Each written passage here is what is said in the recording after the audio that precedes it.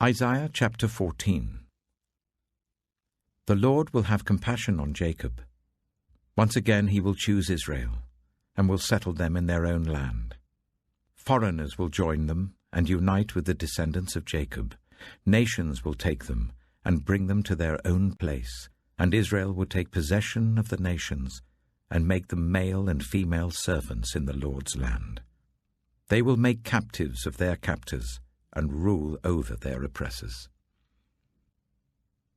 On the day the Lord gives you relief from your suffering and turmoil, and from the harsh labor forced on you, you will take up this taunt against the king of Babylon. How the oppressor has come to an end, how his fury has ended. The Lord has broken the rod of the wicked, the scepter of the rulers, which in anger struck down peoples with unceasing blows, and in fury subdued nations with relentless aggression. All the lands are at rest and at peace. They break into singing. Even the junipers and the cedars of Lebanon gloat over you and say, "Now that you have been laid low, no one comes to cut us down." The realm of the dead below is all astir to meet you at your coming. It rouses the spirits of the departed to greet you, all those who are leaders in the world. It makes them rise from their thrones, all those who were kings over the nations. They will all respond. They will say to you, "You also have become weak as we are. You have become like us." All your pomp has been brought down to the grave, along with the noise of your harps. Maggots are spread out beneath you, and worms cover you. How you have fallen from heaven, morning star, son of the dawn! You have been cast down to the earth, you who once laid low the nations. You said in your heart, "I will ascend to the heavens. I will raise my throne above the stars of God. I will sit enthroned on the mount of assembly, on the utmost heights of Mount Zaphon. I will ascend above the tops of the clouds. I will make myself like the Most High." But you are brought down to the realm of the dead, to the depths of the pit. Those who see you stare at you. They ponder your fate. Is this the man who shook the earth and made kingdoms tremble, the man who made the world a wilderness, who overthrew its cities and would not let his captives go home? All the kings of the nations lie in state, each in his own tomb. But you are cast out of your tomb like a rejected branch. You are covered with the slain, with those pierced by the sword, those who descend to the stones of the pit. Like a corpse trampled underfoot, you will not join them in burial, for you have destroyed your land and killed your people. Let the offspring of the wicked never be mentioned again. Prepare a place to slaughter his children for the sins of their ancestors. They are not to rise to inherit the land and cover the earth with their cities.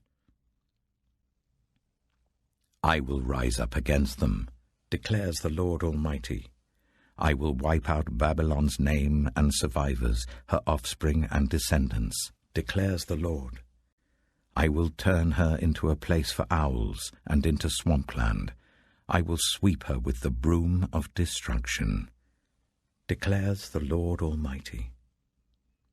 The Lord Almighty has sworn, surely, as I have planned, so it will be, and as I have purposed, so it will happen. I will crush the Assyrian in my land. On my mountains I will trample him down. His yoke will be taken from my people, and his burden removed from their shoulders. This is the plan determined for the whole world. This is the hand stretched out over all nations. For the Lord Almighty has purposed, and who can thwart him? His hand is stretched out, and who can turn it back?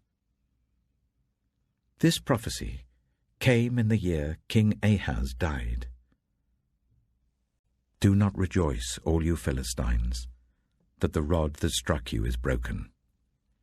From the root of that snake will spring up a viper.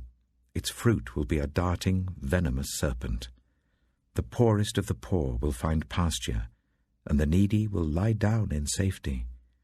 But your root I will destroy by famine. It will slay your survivors. Wail, you gate. Howl, you city. Melt away, all you Philistines. A cloud of smoke comes from the north, and there is not a straggler in its ranks. What answer shall be given to the envoys of that nation? The Lord has established Zion, and in her his afflicted people will find refuge.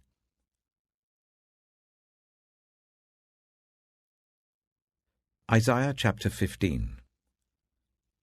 A prophecy against Moab.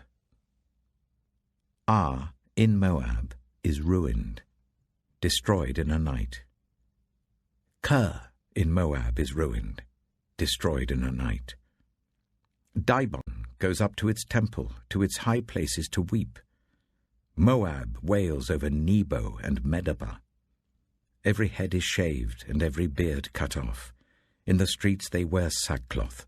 On the roofs and in the public squares they all wail, prostrate with weeping. Heshbon and Elealeh cry out. Their voices are heard all the way to Jahaz. Therefore the armed men of Moab cry out, and their hearts are faint. My heart cries out over Moab. Her fugitives flee as far as Zoar. As far as Eglath-Shelishiyah, they go up the hill to Luhith, weeping as they go. On the road to Horonaim they lament their destruction. The waters of Nimrim are dried up, and the grass is withered. The vegetation is gone, and nothing green is left. So the wealth they have acquired and stored up they carry away over the ravine of the poplars. Their outcry echoes along the border of Moab.